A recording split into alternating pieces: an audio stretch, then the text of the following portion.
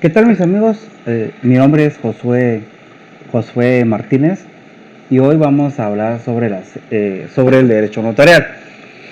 Solo vamos a tocar temas que son generalizados del derecho notarial, porque más adelante, cada semana voy a estar subiendo a mi canal de YouTube un video de presentación. Hoy nos toca acerca del derecho notarial. Y vamos a tratar temas como, por ejemplo, definir el derecho notarial, la historia y las fuentes del derecho notarial, las características, los sistemas notariales y también acerca de los principios del derecho notarial. Hoy vamos a tocar solo estos temas. Antes de ir, necesito que ahí donde estés tengas a la mano tu código de notariado y también tu código procesal civil y mercantil. ¿Por qué?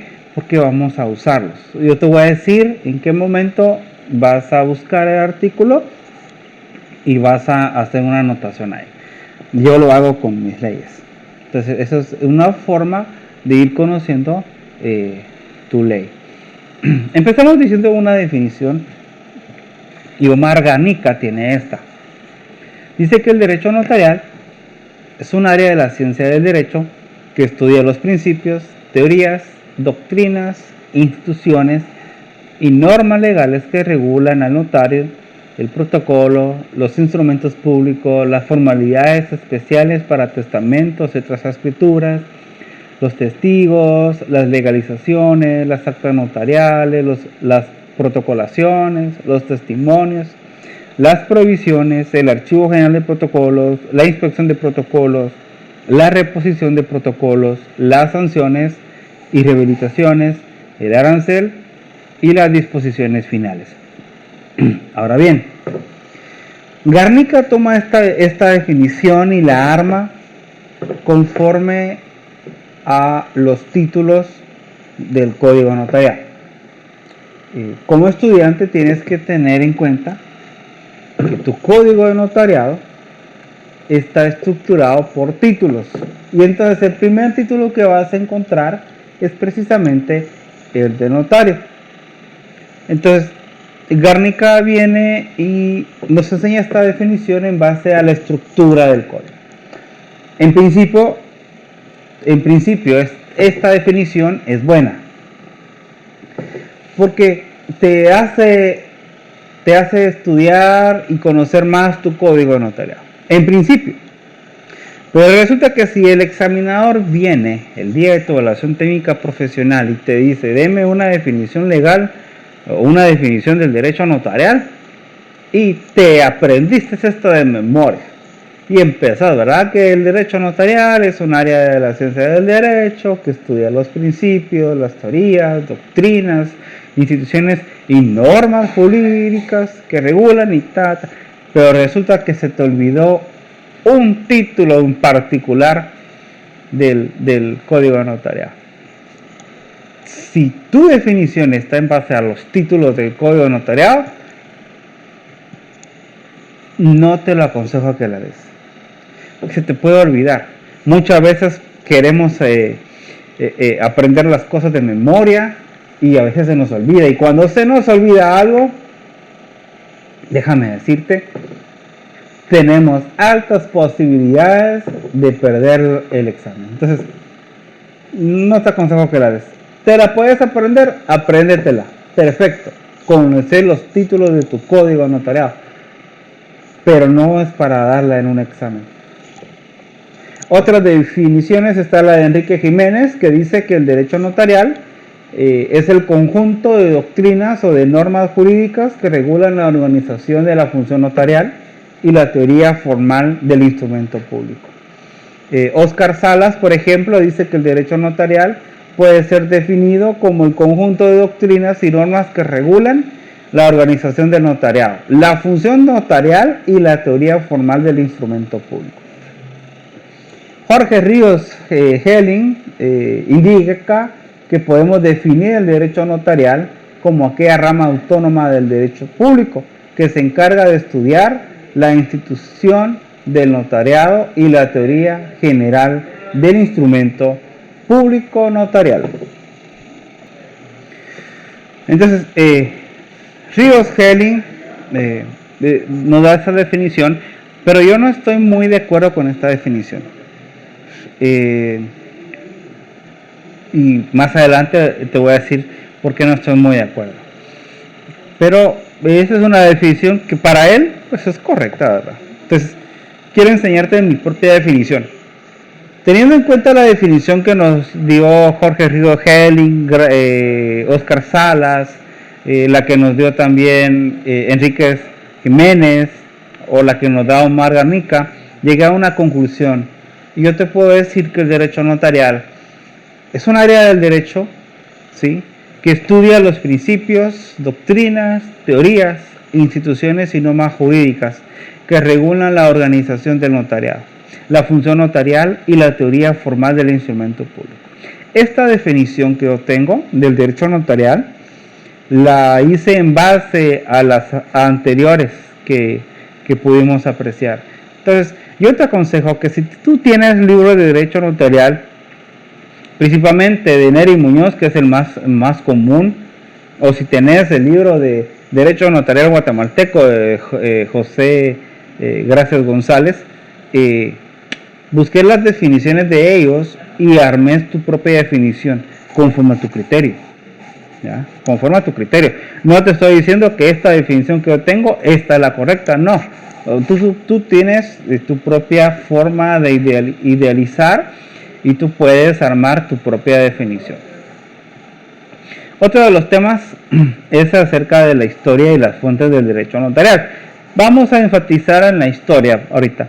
La historia a rasgos generalizados del derecho notarial, como en otras culturas, y vamos a ir concluyendo este tema de la historia del derecho notarial en base al notariado aquí en Guatemala.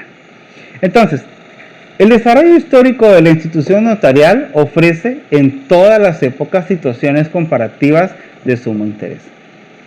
En Cartago, por ejemplo, no era desconocida la institución notarial. Lo demuestra el texto transmitido por Polibio de tratado celebrado con Roma en el año 509 a.C. Con la clausulado, quienes fueran a efectuar operaciones mercantiles en el territorio cartaginés no podían concluir contrato alguno sin la intervención del escribano.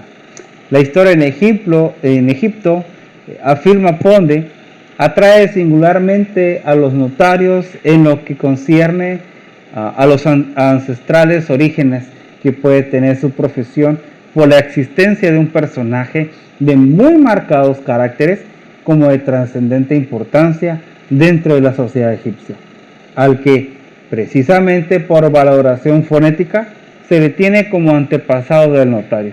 Estoy hablando que es el escriba. La organización social y religiosa de Egipto hicieron de sus escribas personajes de verdadera importancia intelectual dentro de aquel engranaje administrativo.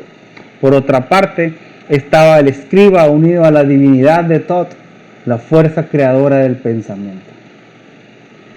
Unido a la deidad, se explica que su menester en la guerra compagine con el de su protector y que fuera un erudito en jeroglíficos, geografía, cosmografía y coreografía. En la historia antigua de Egipto se conocieron dos clases de documentos, el casero y el del escriba y testigo. El primero entre el año 3100 y 177 a.C. y el segundo en 1573 y 712 a.C. En el casero, una persona contraía simplemente una obligación de hacer, como lo era casi siempre en la transmisión de la propiedad de un objeto, lo que se hacía con 3 testigos y la firma de un funcionario de jerarquía. En el caso conocido como documento del escriba y testigo, lo era una declaración de persona, la que firmaba el escriba, y en forma tal resultaba casi imposible el que pudiera alterar el papiro sobre el cual los egipcios fueron verdaderos maestros al grabarlos. Este documento despierta curiosidad en cuanto a que efectivamente de escriba pudo haber sido un antecesor del notario. Curiosidades nada más del derecho notarial en cuanto a la historia en Egipto. En Babilonia, por ejemplo, la actividad del tipo civil como las manifestaciones religiosas estaban íntimamente unidas. Y la administración de justicia la impartían los jueces con la colaboración de los escribas. Es conocido el Código Hammurabi, piedra grabada encontrada al realizar excavaciones en la ciudad de Susa. Este código tiene un gran contenido de materias de índole jurídico civil, administrativo y procesal. Pero lo interesante en él es la importancia que le da al testigo. Pareciera que todo contrato o convenio debía hacerse en presencia de testigos. El Código de Hammurabi es referencia de interés en cuanto a las formas documentales que incipientemente comienzan a revelarse como textos escritos, pero en los que predomina la prueba testimonial, adicional a las influencias de las fuerzas naturales y a la intervención fortuita de factores externos al entendimiento humano. En los pueblos indios, lo jurídico y religioso también se estrecha relación. Su regulación en la antigüedad estaba consagrada por las célebres leyes de Manu, traducción popular de Manava Dharma Sastra. También en este conjunto de normas, el testigo aparece como la forma fundamental y clásica de prueba, aunado al documento. Entonces, en las leyes indias y en el Código Hammurabi había una gran conexión, que ambas requería la presencia de testigos al momento de la clásica redacción de un documento. Dentro de la organización social de los hebreos, habían varias clases de escribas. Y aquí es muy importante que lo tengas en claro. El escriba del rey era el que autenticaba todos los actos de importancia de la actividad monárquica.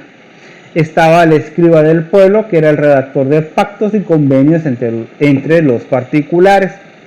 Estaba el escriba del Estado, de funciones judiciales y como secretario del Consejo de Estado. Y el más importante de todos los escribas en el ámbito social de los hebreos era el escriba de ley, y que justamente se le tenía en mucha autoridad e influencia, dada su misión de interpretar la ley. Solo ellos, los escribas de ley, interpretaban la ley y no admitían sino las explicaciones por ellos manifestadas. Ellos se creían los depositarios de la verdad contenida en la ley. Hecho, me refiero al escriba de ley, que trae un nuevo elemento explicativo del choque que indefectiblemente habría de producirse entre los fariseos y Jesús en el plano ideológico, ya que la interpretación de la ley hecha por Jesucristo no coincidía con la interpretación clásica hecha por los fariseos. Lo vemos en las escrituras, ¿verdad? En los evangelios, en los 4 evangelios. Vemos ahí la confrontación de Jesús con los fariseos y los escribas. ¿Y por qué era? Porque Jesús interpretaba correctamente la ley a su parecer, pero que iba en contra de la interpretación que hacían los escribas de ley. Veamos esto de otra forma. Se interpretaba la ley como se sigue interpretando hoy en día, conforme a nuestras condiciones, a lo que nosotros queremos. Entonces, eso era lo que sucedía en ese entonces. En Roma, por ejemplo, hubo una serie de personas que redactaban documentos y, según Fernández Casado, fueron conocidos como notari, scribal, el tabellione, tabulari, el chartulari, el actuari, el librari, amanuenses, logografi, refrandari, cancellari, diastoleo sensuale libelenses, numerari, escriniari, comiculari, exceptores, epistolares, conciliares y cognitores. Si bien es cierto que muchos notarialistas ven esta gran gama de personajes a los antecedentes del notario actual, es preciso, sin embargo, analizar el criterio, pues con tal amplitud, afirma Ponde, llegaríamos al extremo absurdo de significar que todo aquel que supo escribir y fue capaz de redactar un documento a petición de un tercero ha sido antecesor del notario. De un análisis metodológico de la naturaleza de la actividad ejercida por tales funcionarios, los que estaban en Roma, se llega a la afirmación de que en Roma 4 funcionarios nada más son los que verdaderamente pueden citarse de genuina antelación del notario. Son el escriba, el notari, el tabulari y el tabelión. El escriba pues tiene funciones de depositario de documentos y redactaba decretos y mandatos del pretor. El notari era aquel funcionario que trasladaba a la escritura las intervenciones orales de un tercero y debía hacerlo con exactitud y celeridad. El tabulario era el funcionario de hacer las listas de aquellos romanos sujetos al pago de impuestos. Y el tabelión tenía la finalidad de redactar actas jurídicas y convenios entre los particulares. ¿Te suena algo similar a estos 4 antecesores del notario? Sí. Si bien es cierto, el escribán era el depositario de los documentos. Bueno, el notario latino en Guatemala es depositario del protocolo. El notario latino en Guatemala era o es el que determina en cuanto a la base imponible de un contrato, de un acto, el impuesto a efecto de ese contrato. También el notario latino es el que se encarga de redactar actas jurídicas y convenios entre las partes. Entonces, estas figuras no han cambiado. Lo único que representan de esas 4 en una sola persona recaen. Esa es la única diferencia que ha habido a lo largo de la historia del derecho notarial. Eduardo Durando señala que el hábito de recurrir a oficiales el censo para redactar actas jurídicas y luego archivarlas provocó un trabajo excesivo para este, que dio origen a que aparecieran especialistas en redacción de escrituras y testamentos, dándole la fórmula legal. En suma, la especial condición de actuar en los negocios privados, de tener una intervención netamente particular, completada por su aptitud redactora, el conocimiento del derecho que les permitía actuar de manera de asesor jurídico, y la posibilidad de que procurara la eficaz conservación de los documentos hacen que el tabelión, quien con más legítimos derechos pudiera considerarse antecesor del notario, dentro de la interpretación caracterizante del notario de tipo latino. Si en el examen técnico profesional el examinador venga y te diga o te pregunte, mire, dígame quién es el antecesor del notario de tipo latino, bueno, podemos decir que es el tabelión. ¿Por qué? Porque él es el que tenía la finalidad de redactar actas jurídicas y convenios entre los particulares. Cuestión que lo hace también el notario, ¿verdad? Pero soy de la opinión que tanto el escribano, el notario, el tabulario y el tabelión, esos 4, las funciones de los 4 recaen en la figura del notario de tipo latino. Sin embargo, el derecho notarial en Guatemala ha tenido una evolución histórica impresionante. Nery Muñoz expone que posiblemente los primeros vestigios de la historia escrita los encontramos en el Popol Vuh, también conocido con los nombres del manuscrito de Chichicastenango, la Biblia Quiché y el libro sagrado, demostración de que tenemos un patrimonio cultural valiosísimo. Óscar Salas expone que el notariado de Guatemala es el más antiguo de la región centroamericana. ¡Qué orgullo para nosotros los guatemaltecos! Así, en el año de 1543 ya se encontraba un notario cartulando en la ciudad de Santiago de los Caballeros de Guatemala, que actualmente la conocemos como la ciudad de Antigua Guatemala. Si no lo sabías, tienes que ponerte al día con la historia de nuestro país, que es una historia bien rica y abundante.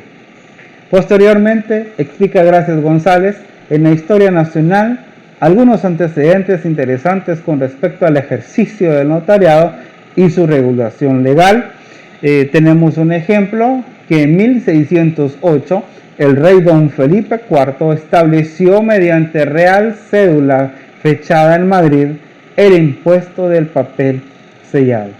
Si no sabías el origen del impuesto del papel sellado especial para protocolos, aquí ya tenés un dato importante.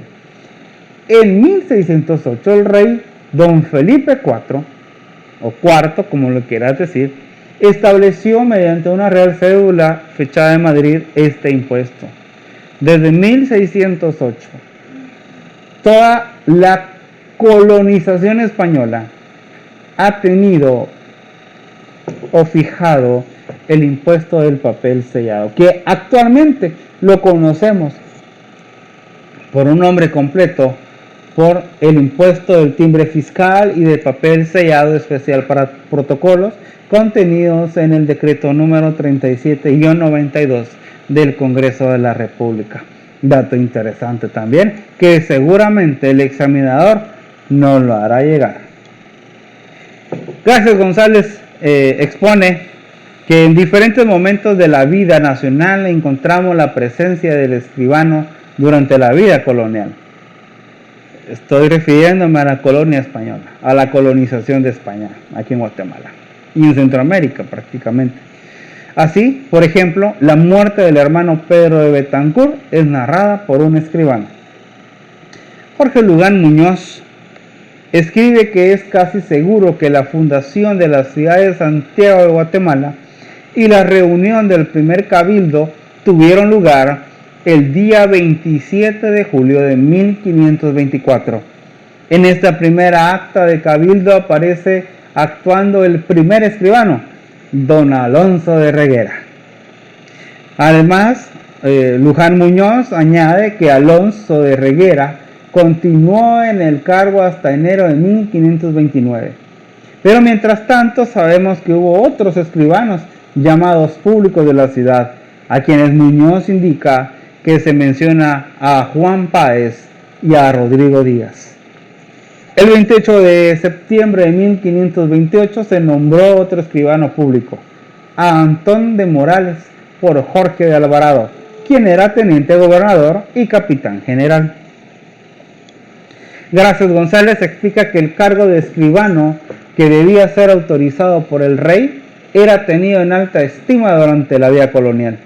En tal sentido, es un hecho conocido que el conquistador de México, Hernán Cortés, aspiró durante mucho tiempo el nombramiento de escribano. Antes de embarcarse a América, prestó sus servicios como auxiliar de un escribano de Extremadura y Sevilla, en España. Y luego de un servicio significativo al rey, finalmente obtuvo el nombramiento de mérito para la escribanía del Ayuntamiento de Azua.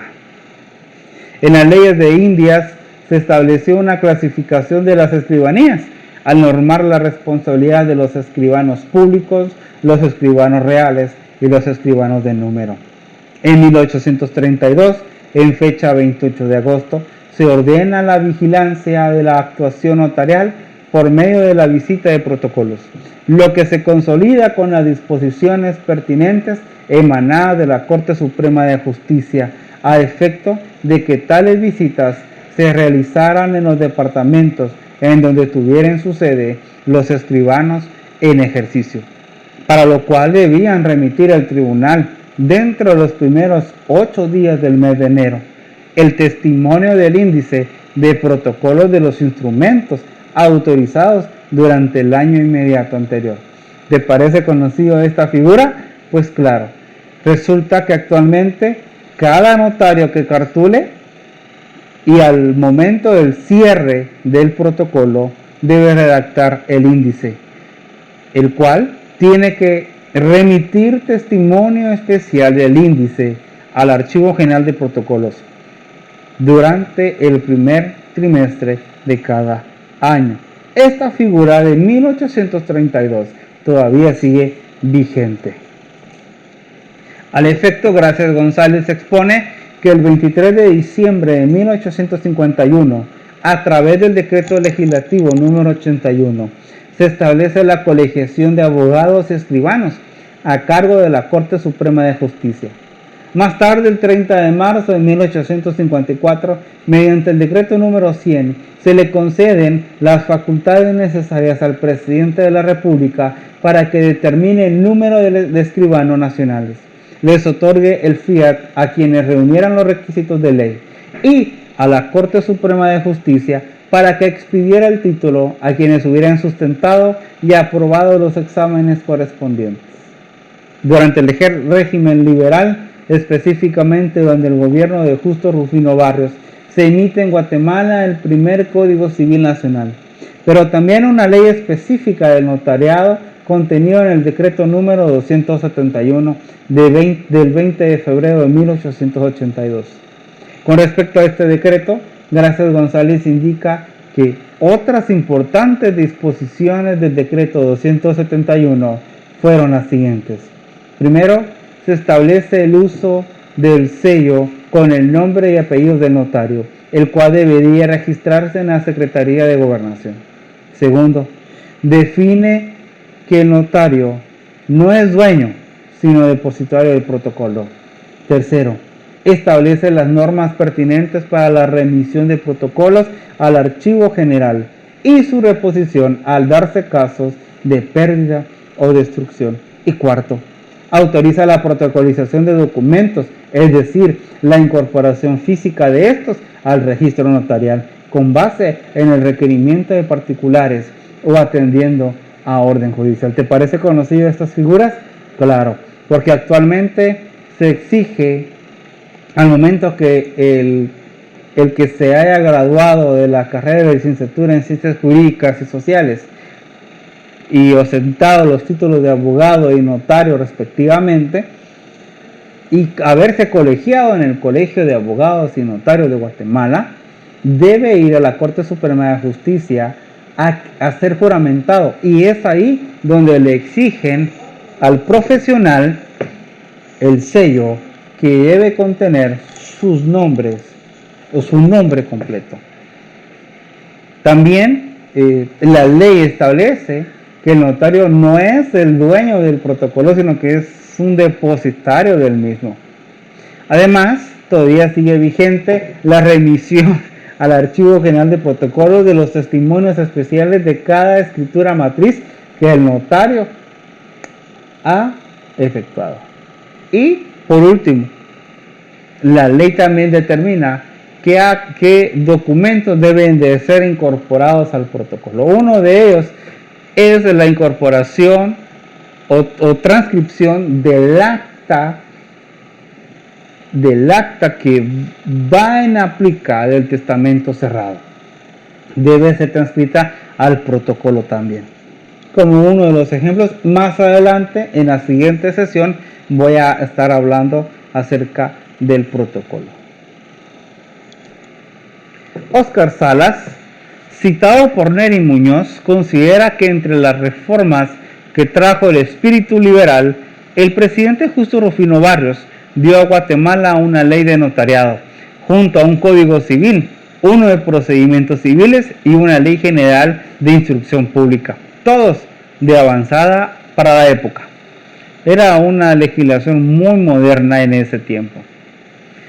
El segundo cuerpo legal específicamente notarial se emitió el 4 de marzo de 1936 bajo la presidencia del general Jorge Ubico, contenido en el decreto legislativo 2154. Por último, debemos mencionar el decreto 314 del Congreso de la República, Código de Notariado, de fecha 10 de diciembre de 1946, que a la fecha se encuentra todavía vigente, aunque ha sido objeto de varias reformas, el cual representa un legado más de la década revolucionaria de 1944 a 1954, específicamente del gobierno del doctor Juan José Arévalo Bermejo. Te invito a que le des una ojeadita a la historia de nuestro país. Como lo dije anteriormente, es una historia rica y abundante para el conocimiento de nosotros. Nosotros como profesionales debemos de tener en conocimiento qué legado fue lo que nos dejó el doctor Juan José Arévalo Bermejo. Te puedo citar algunos: el Código de Notariado, la Ley de Servicio Civil, el Código de Trabajo, el Instituto Guatemalteco de Seguridad Social, entre otros, son parte del legado de la Guatemala de la eterna primavera. Y en cuanto a las fuentes del derecho notarial, en Guatemala la única fuente del derecho notarial es la ley. Las otras fuentes únicamente les sirven para nutrirse. Los notarios pueden hacer solo lo que la ley les permite. Esto se debe a la función pública que se presta y no se puede alegar en contra. La libertad de acción regulada en la Constitución Política de la República de Guatemala, de que toda persona tiene derecho a hacer lo que la ley no prohíbe, es solo para personas particulares. Nosotros, como profesionales del derecho, como futuros notarios, no podemos hacer más allá de lo que la ley no nos diga que hagamos. Óscar Sala, citado por Gracias González, señala también como fuentes formales la jurisprudencia, la costumbre y la doctrina.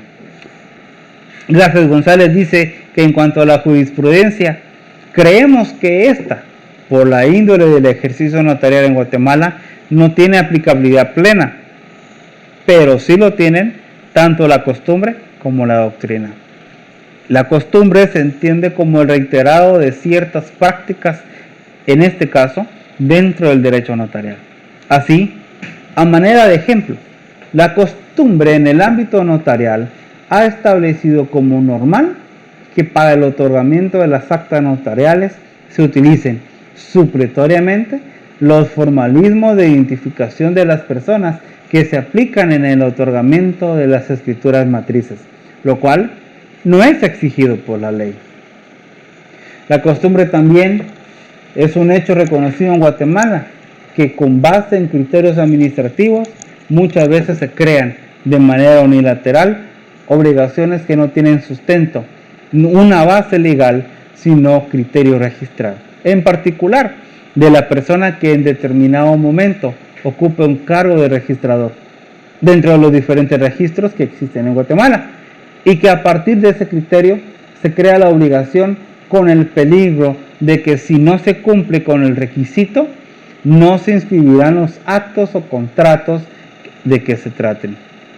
Adicionalmente, también un ejemplo sobre la importancia de la costumbre la encontramos en el procedimiento de jurisdicción voluntaria, no reconocido en la ley, pero que se realiza con mucha frecuencia para la reposición de partida de nacimiento. Y quiero enfocarme aquí en este aspecto, en este punto que hablé. En el registro general de la propiedad no inscriben el acto de unificación de bienes inmuebles si no va establecido o estimado un monto. En principio, el acto de la unificación de bienes inmuebles no genera o no lleva consigo una base imponible, porque no es una venta, tampoco es una donación, solo vas a unificar una, dos, o no sé, 5 fincas, 6 fincas, las fincas que sean propiedad de una sola persona, se van a unificar en una sola. No hay un precio estimado, ¿sí? Por tanto, no hay una base imponible. Por ende, el acto de la unificación de bienes inmuebles no es afecto al impuesto al valor agregado ni al impuesto del timbre fiscal y de papel sellado especial para protocolos. ¿Por qué? Porque no hay una base imponible. Sin embargo, en el registro general de la propiedad Si en la escritura matriz de unificación de bienes inmuebles no va establecido un precio estimado, no la opera el registrador. ¿Por qué? Porque ellos alegan de que se debe de imponer o establecer un precio estimado. ¿Para qué es? Para que tengas una base imponible. Y a través de ese precio estimado, automáticamente tienes que pagar el impuesto al valor agregado. Porque se convierte, deja de ser no afecto y se convierte a ser afecto al impuesto al valor agregado, que es el 12% sobre el precio estimado que tienes que incorporar en la escritura. Si no va a ese precio, el registrador no lo opera. Así de sencillo. Así de sencillo. La va a operar hasta cuando se establezca un precio estimado. Eso no está en ley. ¿Por qué? Porque en la ley del impuesto al valor agregado, en el decreto número 27-92 del Congreso de la República, en su artículo 3, no hay como hecho generador la unificación de bienes inmuebles. En el numeral 8 tenemos establecido la venta o permuta de bienes inmuebles. Perfecto, eso está bien. Pero en cuanto a la unificación de bienes inmuebles, no está afecto al impuesto al valor agregado. Y como no está afecto a ese impuesto, nos tenemos que ir a la siguiente ley, que es el decreto 37-92 del Congreso de la República, que es la ley del impuesto de timbre fiscal y de papel sellado especial para protocolos, para ver si es afecto a ese impuesto. Y cuando vamos a ver en el artículo número 2, nos damos cuenta que tampoco la unificación de bienes inmuebles no está afecto, no aparece como un hecho generador. ¿Por qué? Porque no hay una base imponible. Si no trae consigo una base imponible. Pero el registro quiere que uno como notario determine un precio estimado para que a través de él esa unificación se afecta al impuesto al valor agregado. Eso es costumbre porque no está en la ley. Otro punto muy claro que vemos aquí es en cuanto a la jurisdicción voluntaria. Resulta que en el decreto número 54-77 del Congreso de la República, la red reguladora de la tramitación notarial de asuntos de jurisdicción voluntaria, no establece un procedimiento para la reposición de partida de nacimiento. Como no está establecido en la ley, aparentemente no debería de existir, pero el notario y el registro civil de las personas realizan esta reposición de partida de nacimiento en base al procedimiento de la rectificación de la partida de nacimiento. Prácticamente es el mismo procedimiento, lo único que en vez de ser una rectificación pasa a ser una reposición. Eso está en el decreto número 54-77 del Congreso de la República. El incentivo negativo en cuanto a la costumbre tenemos en el ejercicio notarial que se ha abrogado la obligación de que se tome razón de las actas de legalización de firmas en el protocolo. ¿Por qué lo digo que se ha abrogado? Por costumbre, el notario no asienta la razón de legalización de firmas en el protocolo. ¿Lo debe de hacer? Sí. ¿Por qué? Porque esa razón de legalización de firmas en el protocolo va a autenticar legalmente y le va a dar certeza jurídica a la legalización de firmas que hicimos en el documento privado. Y con el testimonio, enviado el testimonio especial al Archivo General de Protocolos, le da más certeza todavía a esa legalización. Entonces, ¿lo debe de hacer el notario? Sí. ¿Lo hace? Muy pocos lo hacen. Es raro el notario que haga asiente una razón de legalización de firmas en el protocolo. Otra fuente formal es la doctrina. la cual sirve para interpretar y aclarar oscuridades y lagunas en la legislación notarial. Esta se realiza a través de la interpretación, aportes y publicaciones dentro del medio nacional, pero también con base en influencia internacional, que realizan estudiosos e instituciones de reconocido prestigio profesional y gremial con respecto a los diferentes temas que comprende el derecho notarial y las disciplinas afines. En conclusión, te puedo decir que en Guatemala existen dos tipos de fuentes que inspiran en el derecho notarial. La número uno y la más importante, y si el examinador te pregunta, mire cuál es la fuente en Guatemala que inspira el derecho notarial, licenciado, usted va a responder, licenciado. La fuente formal reconocida en Guatemala que inspira el derecho notarial es la ley. Es ahí, no vas a mencionar la otra.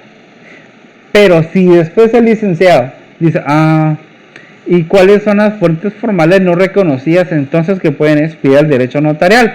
Licenciado, la costumbre y la doctrina. Entonces tenemos dos. Las fuentes formales reconocidas, que es la ley, y las fuentes formales no reconocidas, que son la costumbre y la doctrina. Características del derecho notarial. Óscar Salas, citado por Omar Ganica, tiene 4 características. La primera, el derecho notarial actúa dentro de la fase normal del derecho, en donde no existen derechos subjetivos en conflicto. Significa que el notario puede actuar siempre y cuando todas las partes comparecientes o requirentes estén de acuerdo. Segundo, confiere certeza y seguridad jurídica a todos los hechos y actos solemnizados en su presencia. Significa que todos los documentos autorizados por el notario gozan de fe pública y sus documentos, desde el momento en que son autorizados, hacen plena prueba. Artículo 186 del Código Procesal Civil y Mercantil. Si quieres, ve al artículo 186 del Código Procesal Civil y Mercantil y verifica. Y ahí vas a notar algo muy interesante, que ahí se le da certeza jurídica a los documentos, pero hace una excepción. Dice, salvo de que sean redarguidos de nulidad. Entonces, pero se le da certeza jurídica. Número 3. La aplicación del derecho objetivo se encuentra condicionado a las declaraciones de voluntad y a la ocurrencia de ciertos hechos de manera que se rebustezcan o se creen los derechos subjetivos. Eso significa que el notario lo único que hace es dar forma legal a la voluntad de las partes, o sea, plasmar en un documento el negocio jurídico que desean hacer. Número 4. El derecho notarial no puede encasillarse en la tradicional división de derecho público y derecho privado. En derecho notarial, cuando existe una intervención del Estado, puede ser de ambas maneras, y a veces en igualdad de posición y otras con superioridad. Es por ello que no podemos decir que sea derecho público ni privado, ya que está en ambos. Y aquí hay algo muy interesante. Veamos lo que nos dice Gracias González. Gracias González dice que en este punto, si bien en forma parcial, el enfoque de Óscar Salas, quien establece 4 características propias del derecho notarial. Se hace referencia a lo que vimos, ¿verdad? Entonces, aquí Gracias González menciona 4 y hay una quinta. Veamos. Primero dice que actúa dentro de la fase normal del derecho. La llamada fase normal del derecho ocurre cuando los sujetos del derecho, en apego y cumplimiento del orden jurídico, ejercitan sus derechos y cumplen con sus obligaciones, en apego a lo que está establecido en la ley. 2. Garantiza el orden jurídico. La función que ha sido encomendada al notario por el Estado se justifica socialmente para que éste coadyuve al mantenimiento y preservación del orden jurídico, proveyendo de certeza y seguridad jurídica a los instrumentos y actos en que interviene en ejercicio de la fe pública de la cual se encuentra investido. 3. Aplica el derecho objetivo. El ámbito legal de referencia para el derecho notarial lo constituye el derecho objetivo, es decir, todo aquello que se encuentra normado y reconocido por el Estado en cuerpos legales vigentes. 4. Pertenece al derecho público. Este es el punto en el que disentimos de las características que indica Óscar Salas, pues para él no puede encasillarse entre la tradicional división del derecho público y el derecho privado. Nosotros creemos que el derecho notarial, atendiendo al aspecto esencial de la fe pública que se reconoce al notario, pertenece al derecho público, pues es el Estado quien regula y define todos los aspectos atinentes a los alcances de la función notarial. Yo discierno de esto. Yo no puedo encasillar el derecho notarial solo en el derecho público. ¿Por qué? Bueno, es cierto. La ley establece, el Estado establece la ley, crea la ley. Es cierto, el Estado le da investidura de fe pública al notario. Es cierto.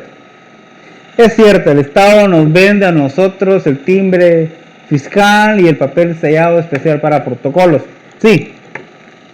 Es cierto que también el Estado es el que interviene para la inspección del protocolo. Sí. Y que también tenemos que remitir testimonio especial y avisos al Archivo General de Protocolos, que pertenece a uno de los organismos del Estado. Sí. Pero no puedo encasillar el derecho notarial solo en el derecho público. ¿Por qué? Resulta, el artículo 29 del Código Notariado me da a mí los requisitos para la redacción del instrumento público. Y en el numeral número 7 indica que se debe de contener la relación fiel, concisa y clara del acto o contrato. ¿A qué me refiero? Al cuerpo de la escritura. Cada escritura de cada contrato o cada acto es diferente. Mientras que para la compraventa de un bien inmueble yo establezco solo 4 cláusulas, para la compraventa de un bien inmueble con pacto de reserva de dominio, puedo establecer 10 cláusulas. O para la constitución de una sociedad mercantil, 35 cláusulas. Cada contrato, cada acto es diferente en su cuerpo. Entonces, ¿cómo lo voy a saber yo de a qué cuerpo me voy a regir? Bueno, tengo que ir al Código Civil, tengo que ir al Código Mercantil. ¿Por qué? Porque son del área privada. Entonces yo no puedo encasillar el derecho notarial solo en el área privada o solo en el área pública. No, yo lo considero que pertenece a un derecho mixto.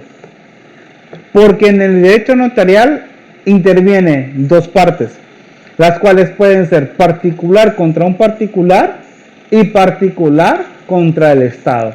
Así de sencillo. El notario tiene que estar centrado, neutral en ambos derechos. Entonces yo aquí dijeron lo que dice Gracias González. No estoy de acuerdo. Número 5. Posee autonomía legislativa. En materia de derecho, muchas son las ramas o subramas que pretenden o han pretendido, a veces con éxito y otras no, obtener autonomía, lo cual finalmente se materializa con la promulgación de un cuerpo legal propio. El derecho notarial goza de autonomía legislativa, debido a que no depende ni se aglutina en otros cuerpos jurídicos. Y Guatemala, pues no es la excepción. Tenemos el decreto número 314 del Congreso de la República, que es el código de notariado aquí en Guatemala, ¿verdad? Entonces, si no lo has leído, yo te aconsejo que lo leas. Está excelentísimo, a pesar de su antigüedad, que es de otra época, de 1946, pero realmente tiene aspectos muy importantes, que si me dieran a mí la oportunidad o existiera la oportunidad de crear un nuevo código de notariado, yo traería consigo varias de las normativas de este código, porque son muy importantes. Ahora hablemos de los sistemas notariales. Neri Muñoz expone que existen muchas clasificaciones con respecto a sistemas notariales, pero en mi opinión, los dos más importantes son el latino y el sajón. Con relación al notariado del tipo latino, explica Muñoz, recibe otros nombres como el sistema francés, el de evolución desarrollada y público, aunque esta última denominación no es la más acertada. En cuanto al notariado de tipo sajón, continúa explicando Muñoz, se le conoce como anglosajón, subdesarrollado, de evolución frustrada y privado. Gracias González indica que dentro del conjunto de sistemas notariales se puede caracterizar al del notariado latino como aquel que, con base en la influencia ejercida por el derecho romano, se fundamenta en la aplicación del derecho escrito, en contraposición al derecho consuetudinario.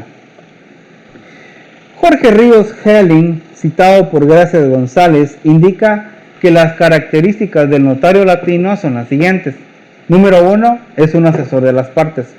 2, interpreta la voluntad de las partes. 3, redacta, lee y explica el documento. 4, autoriza el instrumento imprimiéndole al acto el reconocimiento del Estado. 5, conserva el instrumento. 6, reproduce el instrumento. 7, su cargo es por tiempo indefinido. Neri Muñoz, por su parte, expone que, entre otras, y aplicándolo a Guatemala, podemos mencionar las siguientes características. Número 1, pertenece a un colegio profesional. Número 2, la responsabilidad en el ejercicio profesional es personal. Número 3, el ejercicio puede ser cerrado o abierto, o limitado e ilimitado. 4, es incompatible con el ejercicio de cargos públicos que lleven aneja jurisdicción, así también para los funcionarios y empleados de los organismos organismos ejecutivo y judicial y de las municipalidades que devengan sueldo del Estado o del municipio y el presidente del organismo legislativo. 5, debe ser profesional universitario. 6, desempeña una función pública, pero no depende directamente de autoridad administrativa. 7, es un profesional del derecho, pero algunas de sus actuaciones son las de un funcionario público. Y 8, existencia de un protocolo notarial en el que asienta todas las escrituras que autoriza. Y entre las funciones del sistema latino, Neri Muñoz dice que número 1, desempeña una función pública. Número 2, le da autenticidad a los hechos y actos ocurridos en su presencia. Y 3, recibe e interpreta la voluntad de las partes, dándole forma legal al fraccionar el instrumento público. En relación al sistema de notariado sajón, Gracias González indica que el sistema de notariado sajón es el que se practica en Inglaterra y en los países que históricamente se encontraron vinculados durante la época colonial del Reino Unido, entre los cuales se puede mencionar a los Estados Unidos de América, Canadá y Australia, entre otros. Jiménez Arnau expone que las siguientes características del notario sajón son: 1, no es un funcionario. 2, únicamente autentica las firmas del documento, no el contenido de este. Y 3, no existe la obligación de colegiación profesional. Para Muñoz, el sistema sajón tiene las siguientes características. Número 1, no entra a orientar sobre la redacción del documento, por lo tanto no da asesoría a las partes. 2, es necesaria una cultura general y algunos conocimientos legales. No es obligatorio tener título universitario. 3, la autorización para su ejercicio es temporal, pudiendo renovarse la autorización. 4, se está obligado a prestar una fianza para garantizar la responsabilidad en el ejercicio. Y 5, no existe colegio profesional y no llevan protocolo. Además, Muñoz indica que la principal función del sistema sajón es autenticar firmas de documentos que le llevan preparados.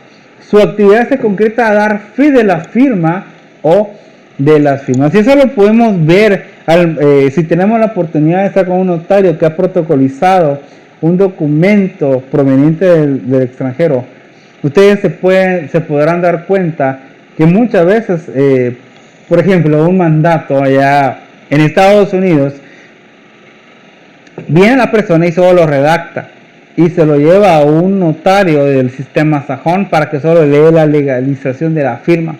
Legalización de firma que tiene que ir al tribunal del estado para certificar esa firma, que después tiene que pasar al consulado para que se certifique la firma del tribunal del estado, para que venga a Guatemala y se lo llevemos a Ministerio de Relaciones Exteriores para autenticar la firma todavía del consulado.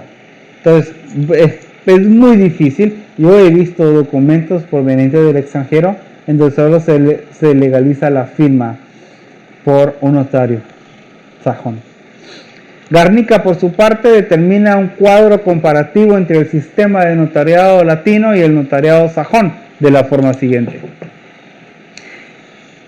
Tenemos aquí en nuestra pantalla, en el lado izquierdo, al notariado latino y en el lado derecho, notariado sajón. Al notariado latino se le conoce como evolución desarrollada y al notariado sajón como una evolución frustrada. Entonces, del notariado latino podemos decir: da fe del contenido del instrumento, así como de las firmas. Orienta y asesora a las partes. El que lo ejerce debe ser un profesional universitario. No existe fianza, la responsabilidad es personal. Pertenecen a un colegio profesional. Existe protocolo notarial. No se paga fianza.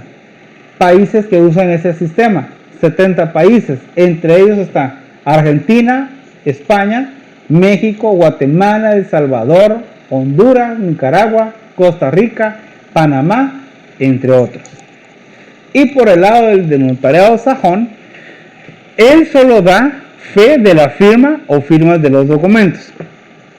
No orienta ni asesora a las partes. Solo se necesita una cultura general, no es necesario un título universitario. Existe la obligación de prestar una fianza para garantizar la responsabilidad en el ejercicio. No existe colegio profesional ni llevan protocolo. No existe protocolo. Deben pagar fianza. Países que usan sistema sajón: Venezuela, Inglaterra, Estados Unidos, a excepción de Luisiana, Canadá, a excepción de Quebec, Suecia, Noruega, Dinamarca. Entonces, ¿cómo podemos notar nosotros las diferencias entre el notariado latino y el notariado sajón? Lo importante es que en Guatemala gozamos con el sistema latino, el notariado latino. Y algo que no mencioné del notariado latino, que el sistema notariado latino puede ser de números clausus o de números apertus. En México, por ejemplo, que se usa el notariado latino, es de números clausus, es decir, hay un determinado número de notarios para cada estado. En Guatemala tenemos el sistema de notariado latino, pero de números apertus. ¿Qué quiere decir apertus? No hay un límite para ejercer el notariado. Todos son notarios, todos pueden ser notarios, siempre y cuando sean profesionales, ¿verdad? Esa es una ventaja en el sistema latino aquí en Guatemala. El último tema de esta noche: los principios del derecho notarial. Neri Muñoz expone que los principios propios que se han estudiado son de fe pública, de la forma, de autenticación, de inmediación, de rogación, de consentimiento, de unidad del acto, de protocolo, de seguridad jurídica, de publicidad, de unidad de contexto, de función integral y de imparcialidad. Gracias González expone que, con las reservas del caso, se puede mencionar los siguientes principios dentro del derecho notarial. en el entendido de que la enumeración que se hace no es exhaustiva ni limitante. Número 1. Forma. Cuando se planteó el tema de la definición de derecho notarial, se dijo, citando a Ríos Helling, que trata sobre la forma de la forma. Número 2. Inmediación. La inmediación como principio aplica en diferentes ramas del derecho, como por ejemplo en el derecho procesal, en donde se establece que el juez debe cumplir con ella. Número 3. Rogación. La intervención del notario nunca puede darse de oficio, sino que debe realizarse con base en la solicitud para que lo haga de las personas particulares o autoridad competente, a efecto de que preste sus servicios profesionales. Un ejemplo claro es en la escrituración del bien inmueble dado después de haberse hecho la subasta pública o la adjudicación de bien en pago. El juez ordena a un notario específico para la escrituración. O también, en este caso, sí, el juez lo dice. Número 4, consentimiento. Una nota esencial del negocio jurídico en general se refiere al consentimiento, en particular en su forma más desarrollada, que es el contrato. Número 5, seguridad jurídica. Desde el punto de vista de los particulares, la función notarial se justifica por la certeza y seguridad jurídica que provee. Número 6, la autenticación.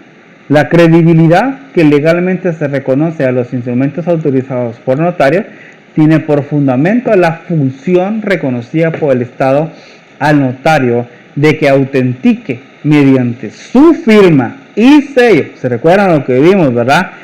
Que todavía sigue vigente lo del sello, los documentos que autorice.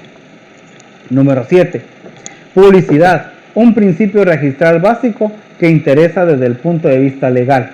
Consiste en que las inscripciones que se realicen en los registros son el medio de asegurar la publicidad, es decir, el conocimiento a la sociedad sobre los actos que realicen las personas cuyas implicaciones sean legales, en particular sobre aspectos relacionados con todo tipo de negocios jurídicos.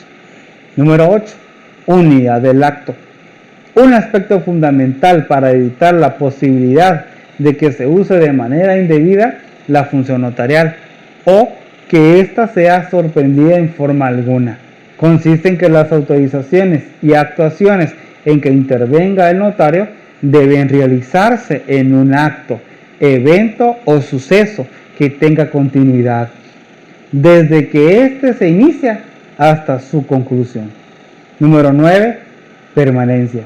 La permanencia de los instrumentos autorizados por el notario constituye uno de los fines de la función que realiza y, por ende, del derecho notarial. Y número 10. Extraneidad. Este principio tiene como sustento la prohibición legal establecida en el artículo 77, numeral 1 del Código Notariado, de que el notario autorice actos y contratos en los que él sea parte, o bien alguno de sus parientes en los grados reconocidos por la ley. Y ese mismo numeral establece unas excepciones que en su momento las veremos. Mientras que Garnica indica que los principios del derecho notarial son los siguientes. La fe pública, que es la certeza y seguridad que tiene la población de que el determinado documento es auténtico. Artículo número 1 del Código Notariado. Y es aquí donde quiero que busques tu ley, tu Código Notariado principalmente, y conforme a la presentación vayas viendo el artículo.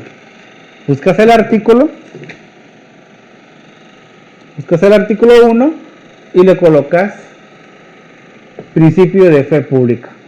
¿Por qué? Porque eso te va a ayudar en tu preparación. Número 2. Forma. Todos los documentos que el notario facciona deben observar los requisitos que exige la ley para gozar de validez. Artículo número 29. Ahí están los requisitos del instrumento público. Número 3. Autenticación. Consiste en que todos los instrumentos autorizados por el notario deben ser considerados por toda la sociedad como auténticos. Artículo número 29. numeral 12. Y mediación es el número 4. Es la relación que existe entre el notario y sus clientes. En otras palabras, el notario y todos sus clientes deben ser presentes al momento de la autorización del instrumento público. Artículo 29, numeral 12. Rogación, número 5. Consiste en que son las personas quienes deben buscar los servicios del notario y no al contrario. Artículo número 1 del Código Notariado. Número 6. Consentimiento. Consiste en que los clientes deben estar de acuerdo en cuanto a todos los puntos o cláusulas del instrumento público. Artículo número 31 del Código Notariado. Número 7. Unidad del acto. Los documentos faccionados por notario deben ser elaborados sin interrupciones. Artículo número 42 del Código Notariado. Y hago aquí una citación. Se refiere aquí prácticamente este artículo al testamento común abierto. Y también, supletoriamente, a la donación motis causa. Pero también se puede ocupar en los demás instrumentos públicos. Número 8. De protocolo. Significa que el notario utiliza hojas de papel sellado especial para protocolo en los casos en que los contratos deben sufrir efectos en los registros públicos y en los casos en que el acto o contrato sea calificado expresamente como solemne. Artículo 8 del Código Notariado, y vas a tu Código Civil y también anotas ahí el artículo 1576 y 1577 del Código Civil. Número 9. De seguridad jurídica. Consiste en que el contenido de un instrumento público autorizado por el notario se tiene por cierto, tiene mucha relación con la fe pública. Artículo número 186 del Código Procesal Civil y Mercantil. Vas a tu Código Procesal Civil y Mercantil, buscas el 186 y le anotas ahí. Principio notarial de seguridad jurídica, porque eso es muy importante que lo sepas. Número 10. Publicidad. Los documentos autorizados por el notario son públicos, ya que interesan a la colectividad. Artículo 22 y 75 del Código de Notariado, que hay una excepción ahí, que en caso de los testamentos o donación mortis causa, no se les debe de dar testimonio a cualquier persona, solamente al testador o al donante, que aún esté vivo, por supuesto. 11. Unidad de contexto. Se le conoce también con el nombre de principio de especialidad. Consiste en que no se permite que se le realicen cambios al Código de Notariado en otras leyes. Cualquier cambio debe ser realizado expresamente dentro del mismo cuerpo legal y no mediante reformas tácitas. Artículo 110 del Código de Notariado. 12. Función integral. Significa que el notario debe realizar por completo todas las gestiones que su trabajo conlleva, como por ejemplo dar los avisos notariales de traspaso a catastro y al DICABI en casos de compraventa o contratos traslativos de dominio. Artículo 101 del Código de Notariado, 38 y 189 de la ley del organismo judicial. 13. Imparcialidad. Consiste en que el notario no debe inclinar su voluntad más hacia un cliente que a otro. Su voluntad únicamente debe estar inclinada ante la observancia de la ley. Artículo número 38 del Código de Notariado. Y por último, número 14. Extraneidad. Consiste en que el notario debe prestar su servicio profesional solamente a extraños, o sea, no parientes. Artículo 77, numeral 1 del Código de Notariado. Esto ha sido todo por hoy. Gracias por tu atención. Si te gustó la presentación, dale like y comparte con tus amigos. Nos vemos a la próxima semana.